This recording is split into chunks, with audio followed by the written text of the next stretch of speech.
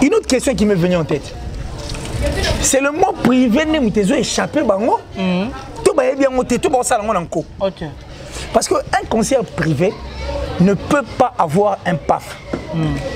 Ça dit concert privé, pas bien que l'ango mutu, au foutier caché naïe, aïe au bec l'on anda, n'engage tout le monde le président Tshisekedi il y a salango, n'engage tout le monde appelle il y a Guinée Salarango, n'engage tout le monde appelle Obama, je crois Beyoncé était au bêta, et puis Obama là il est en train de danser, ça sont des concerts privés, il n'y a pas de paf, c'est-à-dire bon moroto européen, bah frère moroté ça prévu pour que muta côte. Mais artiste c'est pas on dirait rappelle-moi de difficulté organiser la investigation. Parce qu'il faut comprendre Gaza Moutouloga Batutu. Grand prêtre Jay-Z au temps sous petit ndoulé si l'artiste a égalé pété. Tant on sous n'habite que tant on sous petit ndoulé. Ça ne vaut pas comme appelle un Jay-Z. Mais Jay-Z a tient ndoulé, bah bien était camité. Bah cancel la moitié. Il a fallu reporter, on va reporter. Tant que Beyoncé s'associe sur Jay-Z, bah ça les bah teki bah billet. Ça arrive à tout le monde. Beyoncé beta bah piaka, bah Rihanna beta bah piaka. C'est normal et c'est tout à fait normal que Moutabe Tapia pose à Moutou. Mais ça va tout payer maintenant Maïté, Ana Soyi, Batamila, Maïna Tonga, sous prétexte que l'artiste avait livré un concert à 1 million. Chose qui était fausse. Pour l'insistance, qu'on lavait l'image de l'artiste. Aujourd'hui, la vérité a triomphé. C'était un concert aux Ébanais au foot par table, donc par tête, c'était 100 000. Et vu que vous avez dit, la table moro, ça fera 1 million. Une stratégie, venant il y a des producteurs pour nous laver l'image, les artistes, ils ont fait du mal. La bateau balai na kina en soi disant que Babette a un concert il y a 1 million. Or, c'est 100 000 francs CFA. Mais 10 par table qui vous fait 1 million. Bon, ils sont tombés quelque part, ils veulent chercher des sous musique na bango. Streaming en ce bango et ça les marawap oh ti les loto qui de 6 ans disque d'or en tout monde kati parce que ça va pas en fonction de stream par rapport à vente. C'est de quelle vente maintenant dans bango ba le bela. Pourtant tu notes ba stream kuna ya ofele les gars ya belé ya mbongo zaki muké. Ba le ba deuxième concert Cameroun annulé. On est-ce que ça annulé pas manque la vente ba billet péga. Ils appellent pas manque la vente ba billet. Mais bien sûr.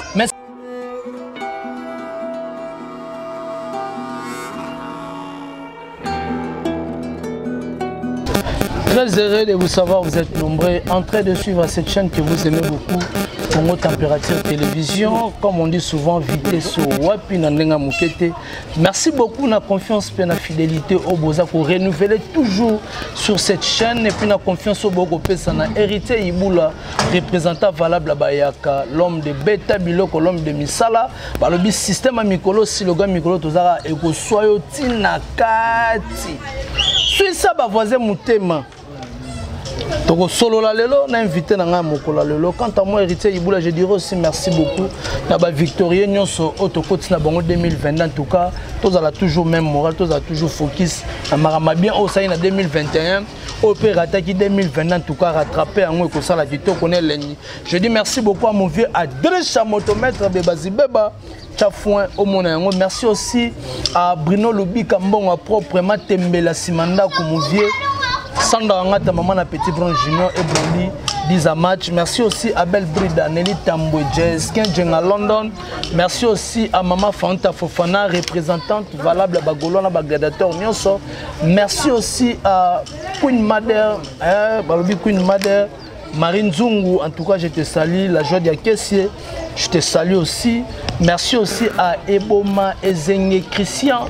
Babi Kalaminte, téléchargement au Salamanakata Kinshasa, et au Salakito qu'on a l'ennemi. Merci aussi à Jira Senkoi Force de l'Angola, pourquoi pas fonder Paolo 750 na Chikongolais, Zona Moté Mariti Dissou. Merci à tout Bazuita, Maman Rosette et la Fleur d'Ambou. Bonne guérison à Mouzé, mon petit, Kalamito Ozong et Lara Moussala, Zamakambu. Merci aussi à Esther Mavara, la Mavaralos, Abisso Mogo, Mwana Bata Papa, Gérald, Maman Joséphine, en tout cas. Batuto Barolanda Bisso. Aujourd'hui, moi, héritier Ibou, la suite actualité musicale. Je dois recevoir pour vous qu'il est si tueur de mensonges, comme je dis souvent. À Suisse, ça peut voisin mon mitema parce que Batubaro, ceux qui sont mitema batute. Nenge basalara kala mais lelo tu as ba torche to kanga ba mibi to kanga ba tricher to kanga ba détracteur Je suis avec lui sur cette plateau. Que je le dis directement, bonjour, qui est qu'il est? Bonjour, héritier Iboula Mouyaga, solo, c'est-à-dire président, il y a des défenseurs. Donc, héritier Iboula, l'homme de Beta Biloko, mais du moins, moi je resterai qu'il est si jamais de chèque n'est pour oublier les tueurs des mensonges. Et aussi, à savoir que la sorcellerie n'est pas un travail d'équipe. Voilà. Si tu es sorcier, reste sorcier seul. Donc c'est un grand plaisir de se retrouver sur ces plateaux parce que les lots, on va dire yo kango penati na kati. On est go raté. Ah, tina kati. On est go raté parce que je me vois tellement de ça que vérité sur à tel on a commenté la Covid mais qui là au faut ça la parfum pas collater. Oh. On sera sur la parfum. Ah OK. Voilà. Donc, ça dit que mais souka qui est pour le coup de tête la tabango, il y a une lumière et ça dit que mais suivre. Mais je crois que nous sommes là pour ça. Nous, le plus important pour nous, c'est de vouloir éclairer la lanterne, c'est de vouloir enlever le voile au bâtiment bilongi batu belé, enfin que la lumière écoute batu ba mona comme il se doit. Tokotika pété pour tout kanapé moyibi lisusu. C'est la tricherie de tigara raté. Bah continuer ils ont continué cette tricherie. Bah continuer tricherie bah comme même les sous que le gars fout même battu à mboka mususu. C'est dit tout ça là pourquoi parce que ce ne sont que des tricheurs. C'est des bateaux bah tricher et to kangi ba musique alors je crois que tout va bien se passer et nous sommes là pour ça. Voilà, merci beaucoup à l'assistance de Mido Balobi patron émergence One Télévision. En tout cas, je te salue. Là où tu es vraiment déjà. Ah mais ça n'a pas encore sur donc mon papa chéri Jolie Atala. En tout cas, merci à vous, merci infiniment, le patron de Translation 7. Tout le monde a posé sa traduction Nikanda, c'est-à-dire adresse ses amours au Translation 7 en Angleterre.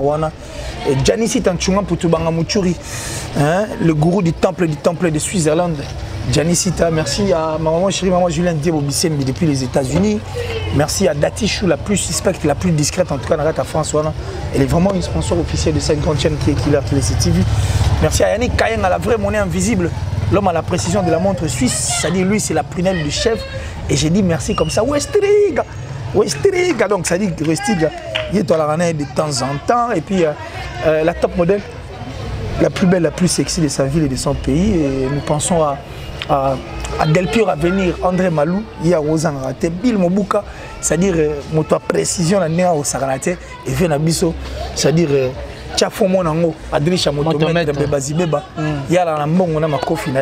donc c'est un grand plaisir que nous soyons là parce que là je suis assisté par Mido, Arnold, Monsieur Sapis ainsi que Orly Dimouka. Lui il aime se faire appeler le nécessaire, le nécessaire quand même. Voilà, merci beaucoup à toi, la magique à Lotis Saint-Long et Loufontienda. Il y a Rosia la Taylor, en tout cas je te salue mon vieux, tellement mingi, pourquoi pas. Il y a papa Alain Kalambaï, Nana Kalambaï, mon parrain. Merci aussi à Yannick Kayen à la monnaie invisible, toujours. Qui l'a qu'il est ici? Parlons un peu parce que ça la toile, ils ont circulé. Concert Oyo, l'artiste Fali pour Pauti Kosalam Pia Kanakata Côte d'Ivoire, Oyo et Salim spéculation tellement ébellée. Bandeko Moussou Balobi est un concert privé, Bandeko Moussou Balobi est un concert payant et il a droit d'entrée. Tout le monde n'a différentes na Facebook, na page. Comme maintenant concert il a fallu pour pas sold out $2000. Mais tout l'année na ba chaîne ivoirienne mususu pe balobeli concert on a artiste à salati a tchaki montant exorbitante. OK concert à 150 000 francs CFA. Si concert ba qui ramener en na 100 000 francs CFA par personne. Na peut-être qu'il est si étant analyste musical Hollanda rappelle marambo très bien. L'impression à bon, moi mes impressions d'abord premièrement c'est de voir la presse mourir. OK. Et puis c'est de voir tout le monde a jeune garçon peut ça dit c'est mikolo mais bazo se faire abrutir volontiers. OK. Et puis se faire abrutir vu que TK déjà va servir pour les billets des banques et ils viennent à la télé en fait pour donner des informations fausses na bateau ba au talabango. Alors ce que moi je commence à me poser la question de savoir n'ai-je pas raison de dire que Babouri ne va borner bazatre? OK. N'a raison. babourrique na ndenge nchiki te na ndenge boulot babourrique na baborné baza trop yango slogan ekosilaka te la sorcellerie n'est pas un travail d'équipe si tu es sorcier reste sorcier seul. Une autre question qui m'est venue en tête, c'est le mot privé ne mutezo échappé bango tout ba bien moté tout ba sala ngo nanko. Parce que un concert privé ne peut pas avoir un paf. Ça dit concert est privé ba bengela ngo mutu au foutier caché na ye aye obetelo na ndako ninge to mona ninge le président Tshisekedi ya salango ninge to mona pe ya Guinée Salarango, Nétomona pe Obama, je crois Beyoncé est Robeta, et puis Obama là il est en train de danser. Ça sont des concerts privés. Il n'y a pas de paf, c'est-à-dire bon moroto européen, bah frère moroté ça prévu pour que Mouta Côte. C'est un concert pratiquement déjà payé. Mais comment est-ce possible? Un concert qui est soi-disant privé, mais qui a fait un paf, parce que moi j'ai eu aussi à suivre ça. C'est par quelle magie? Par quelle magie un concert est privé, mais comme il n'a pas fait? Ça c'est pour laver au fait. Il y en a qui sont des journalistes, ce sont des coopérants. Oh, coopérants, parce que moi je peux pas à Crévoire. En tout cas, ils le sont. Et puis ils sont des médiocres en fait, des personnes qui ont vendu leur tête. À tel qui viennent cerveau pour l'argent. Coopérant. Coopérant, c'est quand on lave l'image des artistes na bango. On lave l'image en fonction de mon balière. C'est pourquoi ils sont revenus à la télé pour venir raconter des histoires oiseuses qui ils ont là l'isana batu ya rolala. Tout ça c'est pour laver l'image de l'artiste parce que à Salim Piak. C'est l'artiste aussi lui-même. Mais il devait comprendre que c'est un humain comme tout autre humain. Jay-Z a cancellé le concert pour Babi et Tekamate. C'est ce qui est tout à fait normal parce que ce sont des humains. On n'est pas vouloir être humain. Et puis ce qu'on va défendre et on rêve. C'est même qu'il va tirer un concert à 1 million. 1 million de francs CFA, c'était par table. Parce que dans chaque table, tu fais à la 10 et ça va faire 1 million de francs CFA. Mais Mélissa va tout payer maintenant Maïté, Anna Soyi, Maïna Tonga, sous prétexte que l'artiste avait livré un concert à 1 million. Chose qui était fausse. Pour l'insistance, qu'on lavait l'image de l'artiste. Aujourd'hui, la vérité a triomphé. C'était un concert aux Ébanais, par table, donc par tête, c'était 100 000. Et vu que vous avez dit, la table, ça fera 1 million. Une stratégie, venant, il y a des producteurs pour nous laver l'image. Les artistes, ils ont fait du mal. La bateau balai na kina en soi disant que Babette a un concert il y a 1 million. Or c'est 100 000 francs CFA. Mais 10 par table qui vous fait 1 million. Bah coopérant si vous avez coopéré, bon bah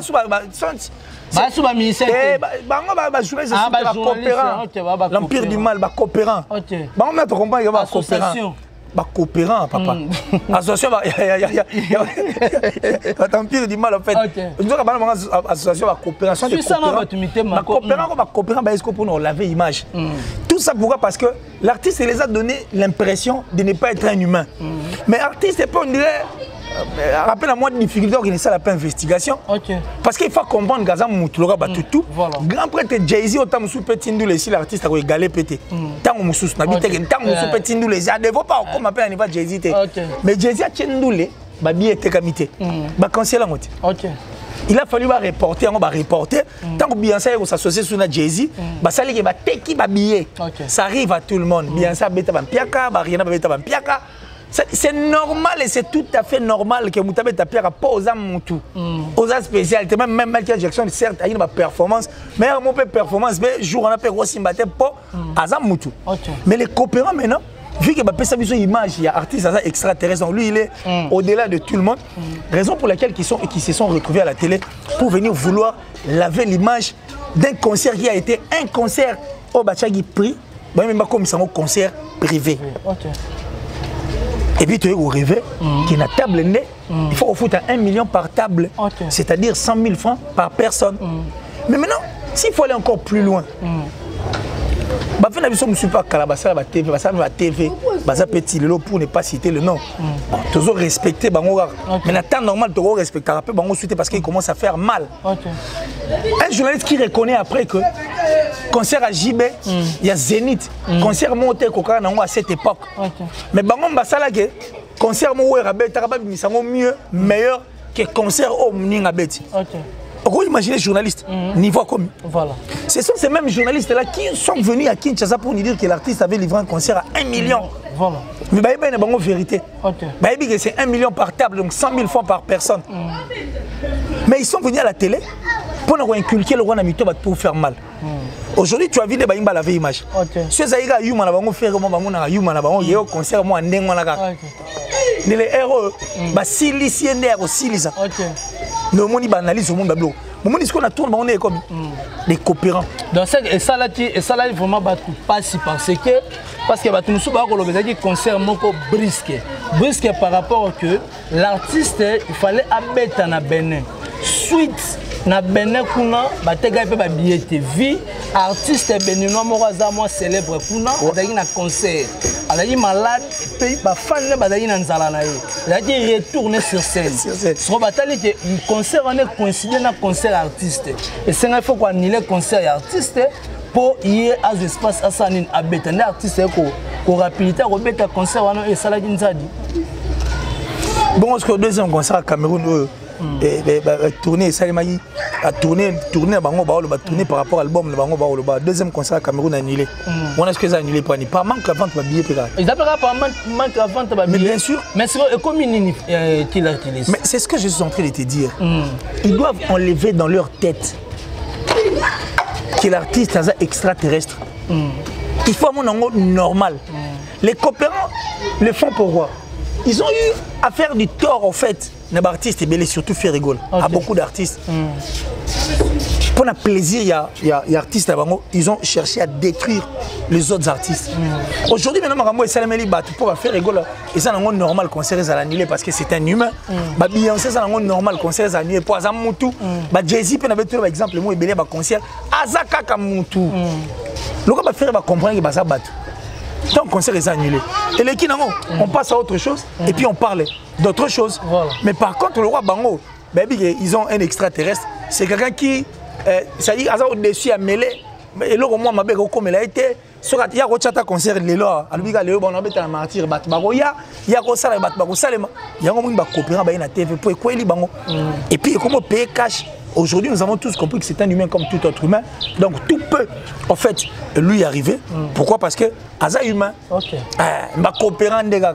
Mais sur autre, quand tu dis que coopéra, coopéra, parce que ce total, tu es vraiment plus loin, tu es dans la musique, suite. Il y a un pire et nécessité de la polémique et bien tout le monde bandeko osa robenga ba coopéra ba elibiso vente il y a ba artistes sur streaming par rapport que ba artiste bien tout kumisaka baza danger mais ba vente bazate ba sali comparaison il y a 11 000 de morts que héritier Watanabe album naie sur le plan de vente azate. Attends en France, l'artiste est Falazo Prima Zara numéro 1, deuxième c'est Kofi Olomide, troisième c'est Inonsbi, quatrième Gaz, Fer et cinquième, et non, Fer et cinquième, Robin c'est sixième. Donc je ne sais pas par rapport à Bassoun Mango, n'est Bango, n'est pas côté qui va vérifier. Mais c'est parce qu'ils sont tombés quelque part, ils veulent chercher à sous musique. Ok. Streaming, on a bango et ça les marawap oh il est l'autre de 6 ans disque d'or en tout monde parce que ça va en fonction de la stream par rapport à vente. C'est de quelle vente maintenant dans bango balobela. Pourtant tu notes ba stream kuna il y a ofele les gars il y a belé il y a mbongo zaki muke parce que stream ni ndeba baloba. Et puis banze munini au bango basolo bake et ça li ba stream belé. Il y a banze mo artiste abeta kala na style la musique na biso to ba featuring nyoso etondana. Moi je crois que ça va featuring. C'est ça va featuring. Mais c'est ça va featuring alors ce sont de streaming au bango barolo belate. Barolo belate parce que ça c'est une force à Batumoussous. Tout le stream, il y a force, il y a Kofi Olomide. Tout le bel stream, il y a force, il y a Inosbi parce que Inos l'a fait seul. Sur l'année va featuring, il y a un peu système. Il y a kilo quoi, il y a un peu système. Soit au kiti sous pas faire rigoler idem, soit tu pas Rubin on me dit idem. C'est lesquels stream barolo belate. Voilà. Mais c'est par rapport à l'artiste Ferrigo, la sorte hollandaise, parce que nous avons dit que Ferrigo en décembre, on est à métier un peu comme moi vente dans le streaming. Bon, on pourrait dire bravo à l'artiste Ferrigo parce que l'artiste a repoussé yé moko sans ba featuring ya batu parce qu'il y en a batu mususu bazo ko accrocher pas ba artiste mususu. Mais bien sûr, Ferregola, moi je l'ai toujours dit. Nadia Zara self-made man. OK. Et puis c'est un homme, il a grand esprit. Parce qu'au plaisir n'a pas pour qui peut biso trop. OK. Internet on a fait au côté. Mais faire il faut c'est la Google Ads. Il y a Instagram, il y a Facebook, il y a YouTube. Et c'est très important. Voilà. Je crois que performance, d'accord, il a encore avancé d'un cran. Donc on dit merci infiniment à Ferregola. Donc le travail doit toujours continuer. Tu vas entourer artiste, il faut fournir un peu fort. Tu vas avancer sous ma quantité de musique. Parce que le monde, il y a le droit de 2022, il y a 2022. Il y a le mot la dactylo. Soit le dactylo, c'est long. Est-ce que dactylo est là au coup de la bureau? Mais c'est comme ça que Ferregola doit comprendre les choses. Et puis Bato Bazana il faut comprendre qu'ils doivent chercher des personnes mieux placées qui se connaissent en matière de réseaux sociaux. Parce que les réseaux sociaux, ils ont encore il y a un support où ils ont permettre au sala promotion à yo, c'est-à-dire au sala promotion sans pour autant avoir problème. Parce que va qui ça sur au ça régisseur mon PC CD, nous aura lingaroté. A juste CD nous vendre les na chaîne kuna a robeto une fois na journée a kamati artiste né abandi obeta e banda tongo tibutu mais kuna siko makamwani ala raté voilà kuna za oyo pesilar na yo okoti ba plan na yo ba c'est le promotion comme il se doit et puis une promotion qui va t'amener encore plus loin c'est plus important. Donc Ferregola doit voir ces choses, il doit comprendre que toi en 2022 on soit période dactylo au ça n'a rien ba machine ba laptop ils ont évolué comme i3 i4 i5 ils ont mata kasi faut mata pe bon moi nega poussi na ba rumba trap nenga poussi na dina na pyromane kasi a ça peut bon na makambo tout.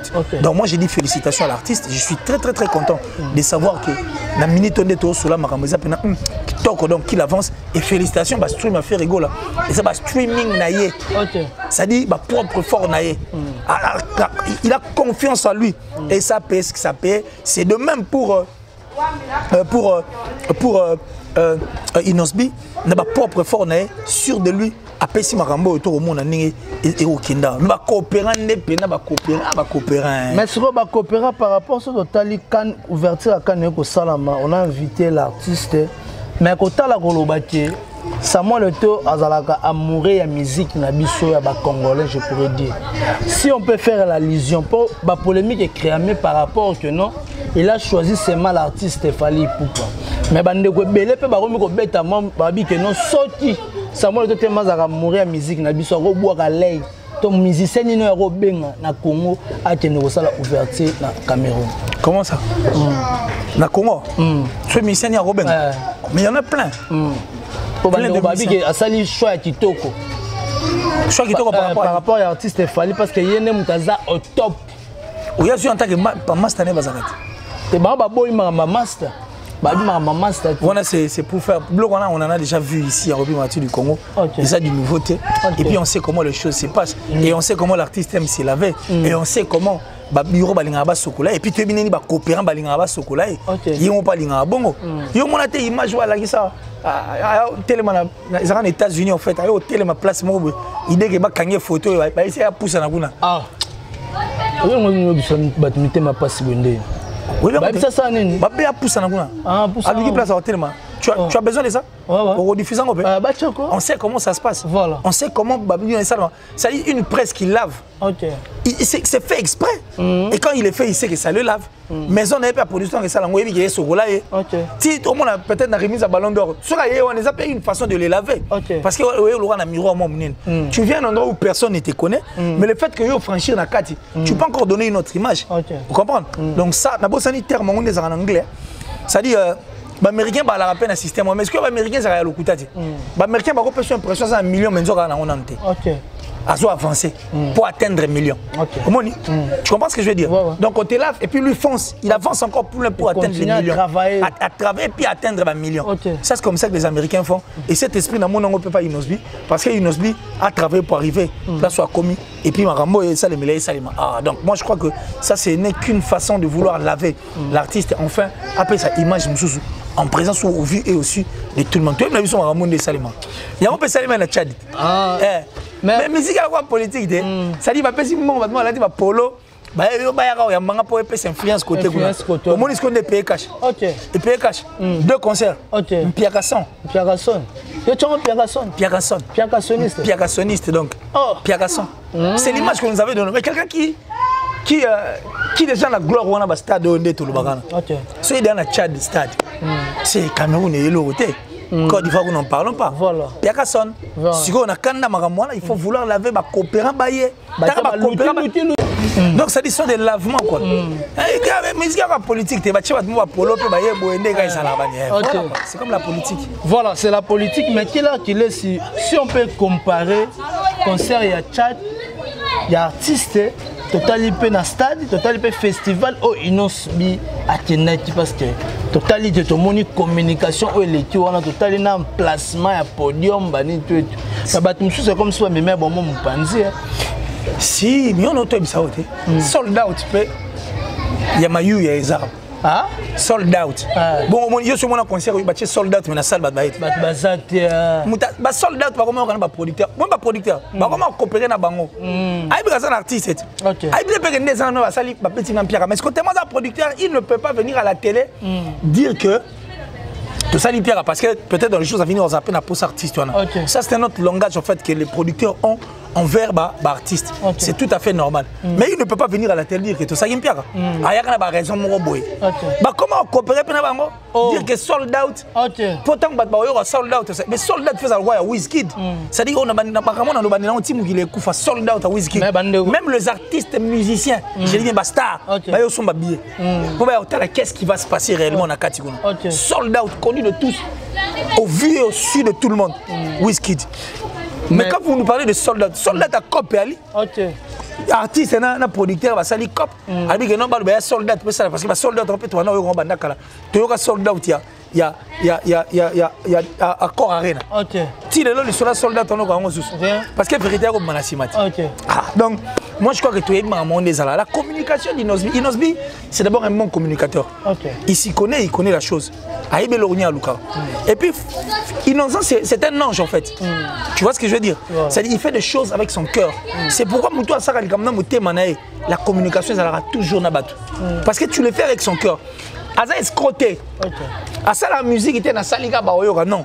Il le fait avec son cœur. Et là, tu es la communication, elle sera toujours entre le public et puis, ça avance comme ça, sans problème. Et une communication pareille, il faut qu'il n'y ait pas de vrai. Il y a français, à respecter le timing. Moutoua vise encore plus. Et puis, tu as Michael Jackson.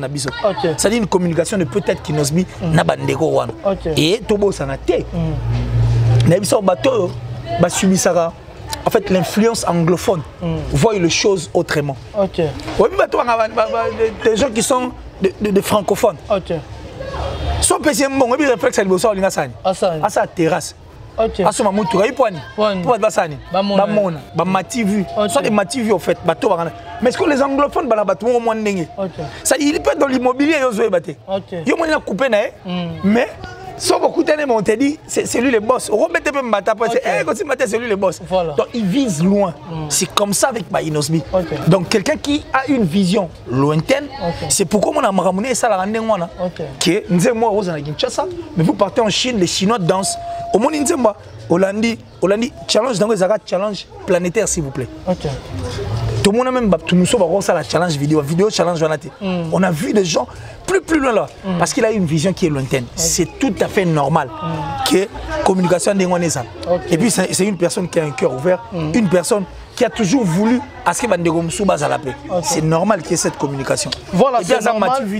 À ça rappelle musique était né biso to kansa ye a musique pas pour les appels comme manzam. A cha on est sika liboso, on est sika les pesa melake lokola matabis. Mais ba coopérande. Maintenant quand tu dis que ba coopéra parce que ba coopéra ba yoloba nini? Ba coopéra ba yoloba boyi. Mais ba tona ba teka ba kiss andako. Ba coopéra ba lobibo e ba lobara. Baswahili balobi bakosi na munoko. Bakosi. Mais so bakopera pe balobi boyi. Balobi ke bakopera. Balobi pia ka artiste.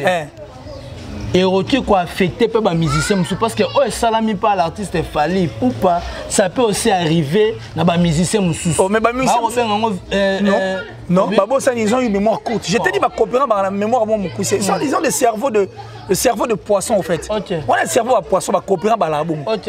Yo éviter que faire ça n'est pas piak. OK. Ba ça non ba mission. Ouais voilà. Yo éviter que faire ici ba annuler pe concert. OK. Oh, Fabrigas passe à ça et tous ces gens, ce sont des humains en fait. C'est un biseau. Ferré, Kofi, même Kofi sait qu'il est humain. Ok. Avec sa musique, Kofi avec Jay-Z, Jay-Z, Jay-Z, ok. Jay-Z, même l'émission prochaine, je le dirai. Concert est bête, pour la faute avant ta billet. Mais ça grand prêtre Jay-Z, billet c'est également rien. Beta déjà bampia ka ba mission ba zebele o mona ka ba grand wana. Eza bazaka ka batu. Bango tellement ba misango lokola ela ta ba musicien non. Parce que pour na bango leur artiste était un extraterrestre. OK. Mais Netika yende donc ça dire Babosa en Afrique du Sud. Mais Babosa ni même concert Afrique du Sud. Afrique du Sud. Ba beng ça même na ni mono na ni Flavour. Et Simba raté. Voilà. Babosa même la cigale na bango. OK. Il y en a bien qui coopèrent parce que moi coopérer soit monika là mutune nyonso tshonga na mbongo donc maele nyoko azongi na nenga sima mkongo allez mutune surtout akabeli mbongo nyonso bakolbaneka oui amen ce sont des coopérants voilà on a mon akutu soto bien on empire du mal on dirait tantôt pour ba tumusune to ko empire du mal bango ba coopérant zibula mafutu wala ba tantôt pour mo zibula mafutu on ba coopérant et indeli bango non F victime a tout signer le sous-na moi ba coopérant ba coopérant vraiment beaucoup comme ça et puis balinga aussi l'investigation si on va signer moi je veux vraiment pas en parler signer c'est bien signer la Sony c'est pas mauvais c'est très bien Sony musique c'est bon c'est pas mauvais Sony s'occupe d'Afrique mais est-ce que c'est sur quelle base en fait Oyo label et artiste est signé na Sony. OK. Bah signé la côté de distribution ou quoi ça il faut savoir il faut tout le gâteau qui l'on prend boyer comment qui leur va ça comme ça l'investigation. OK. Mais na mo kilo de vendre les artistes musiciens il y a pas tout monde arana. Obi que belé balinga batika indépendant. OK.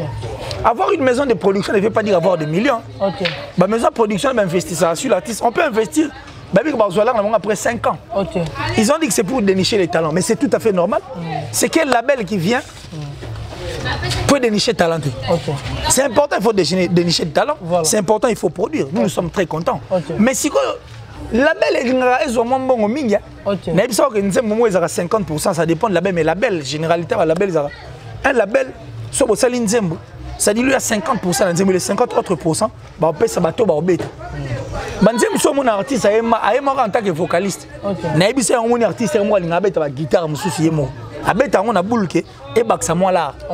Parce que na mamba label kuna ba kosa mutuse. Na mutabeta ngongi. Attention simagi singa suya nini. On va te donner ton argent. C'est un cachet il faut zoango. Siko ba musicien ba comprendre que le label on dirait et bénéficiera trop pour na bango. Ba musicien musu ba comment olinga. Vous signez un contrat na yemoko na label na. Mais quand vous signez un contrat avec les labels, artistes et musiciens ils reçoivent. Et ça reçoit combien? OK. Sony reçoit combien? La maison de label il y a artistes et reçoit combien? Artistes paient oh on va produire à reçoit combien? Et ça question il faut te mitourner. Et puis bah signer un contrat c'est sur quelle base? Ça c'est une question simple qui nous disent. Bah signer la distribution, bah sinon pour artistes bah comment on la maison à production. Artistes même la France les artistes sont bah tika la parce que bah label moi les labels quand on est mutation un million de rien. Ah il vous dit je suis millionnaire mais son compte na 4 et le royauté quoi. 4 label à sera moi label sera produire moto. Bah ça va projet à long terme. Il sait qu'il peut commencer à récupérer ton argent à 6e album par exemple. Tu as 6e année. Voilà. Ça peut être un contrat de 10 ans. Bon bah musée là. Tu joues ton premier album. Bah jouer les sous. Bah au tel cas pas là bon petit deuxième album. Ils sont là en train de vouloir te laver qui sont dans le monde depuis la mise sur battu. Bah jouer baguettant ou yozwa. Tant yozwa kilo. Hein? Bah nzembo non ya simaona. Bato wa ça niba lukaba yo kabaye bayango et tant bazo lukaba ye bayango ezo bakisa mbongo yo kota na compte ya nino bato bazo somba nezala et matisati voilà donc ou tard, ils finiront par récupérer leur argent, même 10 ans après. Bah, on va dire qu'ils ont un projet à long terme. Mais est-ce qu'ici, on donne l'impression qu'il y a un mouton dans la maison de production de raison? Non. Mouton, vous avez la maison de production, va fouler peut-être. On vous appelle la maison de production, super le hôtel. On va signer la maison, on est né. Au bêtis, mais au bêtis, la maison, on qui au bêtis, et puis pousser au musique. C'est ce que les gens confondent et c'est ce que les gens doivent comprendre en fait en fonction. Il y a ma maison, là, la belle production. C'est bien bon de signer un contrat, nous sommes très contents. Signer un contrat à Sony. Mais pendant des arrêtés, Sony Afrique, bon. N'habitez les provisions un peu complexe là, t'as besoin de Sony Afrique, Sony Ivoire, bisous toi va complexer en fait, les complexes mais on j'arrive sur moi trop. Mais bon nous on reste là. Nous ne sommes pas contre, moi je suis très content qu'il y ait un contrat. Mais ce qu'on fait ça biso, c'est sur quelle base en fait on va signer les contrats à la base. Sur eux, artistes vont va dénicher pour la belle il y a un mot dernier dénicher artiste. Sur autant aux osuna Sony. Mais la sorcellerie n'est pas un travail d'équipe, coopérant. Voilà, c'était là qu'il a ici. Vraiment. Jamais d'échec. Vraiment comme on a vu vraiment na souka. Mais coopérant, comparer pe mi-ange mi-démon na Tokos. Mais mi-ange est le meilleur album. Ce n'est pas un album commercial, Mi-Ange c'est un meilleur album. Et puis il ne faut jamais oublier que Mi-Ange, Mi-Démon, des chefs-d'œuvre, ce sont des chansons qui resteront et que nous chanterons. Papa, il y a une géniosité, une intelligence dans l'album. Est-ce que vous comprenez que l'album est outil musique? Mais l'album on est dans 24 titres. Je compare, ouais, mais le 24 titres va être marrant. Bandego ba coopéra ba habiter donc ba yoka 6 et 4 à 5 chansons. Voilà ma coopérante. Bon est-ce que c'est ça bon? Neni ni bino obi ke tourner pour un album. Bon comme il a tourné, vous jouez plus de chansons album na bino album na banzem na kala. Qui banzem wasika. Voilà. Bah expliquer bizona. Et ça les mana machine. Et ça les mana machine. Est-ce que artiste abima pour un nouvel album bien le kuta. Bon le big ça tour, ce qui album est combino tour. Merci. Vous êtes là, mais comment vous n'arrivez pas à jouer 80% des chansons et albums mobile auto bimisa? Mais vous jouez plus banzem na bino obetakala. Et ça les mana magie. Nini. Et pourquoi moi je appelle un mouvement petit. Mais mouvement n'est une position de chansons, ce sont des chansons commerciales en fait. Bah ça on a boule que tout ça va fitini va to va oyoka mais eleki nango. Et puis il y a plus rien quoi. Mi-Ange Mi-Démon est un album éternel, qu'on le veuille ou pas. Mi-Ange Mi-Démon toyoka yango ti mokile okufa. Parce qu'il y a pas mal de chansons qui sont à l'intérieur. Oh bah dans ce continuer koyoka. Donc moi je sais pas ceux qui nengeni ni bat pas au boulot mais bah coopérants, les coopérants en tout cas, et puis tu as vu que la sorcellerie n'est pas un travail d'équipe au 2022. Voilà. Voilà, ma coopéra bon la Côte d'Ivoire. C'est la Côte d'Ivoire. Quand on dit c'est la Côte d'Ivoire qui a parlé. Bon, on va parler de la Côte d'Ivoire parce qu'on n'est pas prophète. Ce sont des journalistes comme tout autre journaliste. Même sur ça en France 24. Sur la pêche au Mongo la veille image. Yo tout ça na kinat. L'artiste va ça le documentaire Mona. La cité du fleuve, il y a un Charles qui est dans la prison, il y a un Kanga pas mal. Non, pas Ziboula Makutu. Total le documentaire, la cité du fleuve. Oh, mon Dieu, vous allez bien, après, il y a l'Ouganda, vous avez exact. Mais exact, bon, mon Dieu est italien. Le boy est bon, Bobine le Marambo. Même la pote Salima. Bon, on dit que la télé n'est pas pour le pauvre. Les images à proximité, notre temps, on a un petit web. Les images à proximité. So ça na mongo no roza taba soso bazo bundo futi mongo bazani bale kizango journaliste avandi bile boyeli information bo pesi bon yasa alu be fene ata to député 5 ba 10 ba baza la 100 ka o ba ya tu pe ça information apeti mais tout monde on a peut-être ya on est là le banoke na festival basali on ba quelle image mais yango te pour na laver donc ça dit moi je vois ba coopérant en fait ba coopérant baza ba méchant ba coopérant ba coopérant ba méchant donc ça dit bazo ba soumanga au salaté au moins ce qui machine est comme à folle à une seule condition so boussole quand perdre le nord leur boussole a perdu le nord et puis perdant le nord depuis Kalayo yebi na le bon on va plateau aujourd'hui la machine est devenue folle et donc qui t'en a nango et c'est normal quoi vilaine. C'est normal quoi. Tu vois, avion comme qui est en désordre. Donc moi je crois que la machine est déjà devenue folle parce que leur boussole a perdu le nord.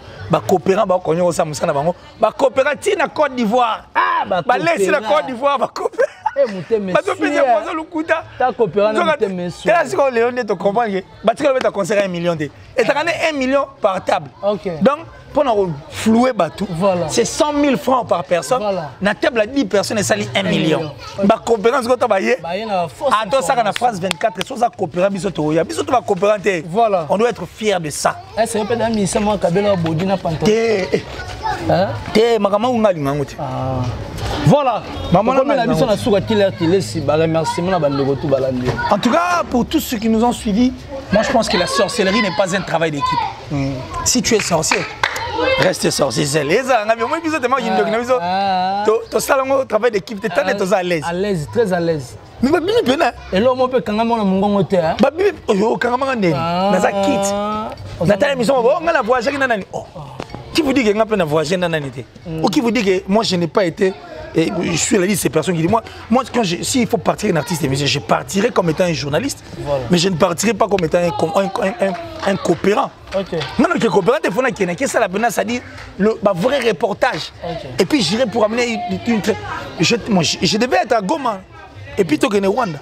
Ok. Ouais, mais moi, ça système là, nous ne sommes pas des coopérants. Moi, je ne le suis pas. Bisous tellement sorcellerie na biso. Tout ça là on travail d'équipe moi tu as biso kit. Voilà. Donc ba quel louer tracteur pour faire longola likasa. OK. Ba quel no louer tracteur ba uti na musika ba na on pas longola likasa. 11e mairie. Ba uto zongo kuna ba tambola on tellement embouteillage ma boule ba legi. Mais ils ont amené ça ici pour faire longola likasa. OK. Bo sambwa. Bo sambwa. Eh mité monsieur. Bo sambwa. Bah remerciement papa. C'est un peu heureux. Toi il faut venir avec ton identité vraie. Si tu as faux compte et puis tu insultes ma mère, viens m'insulter moi. Viens chez moi. Je peux faire un compte à vrai. Sur la parfaite. Bah remerciement papa la bande.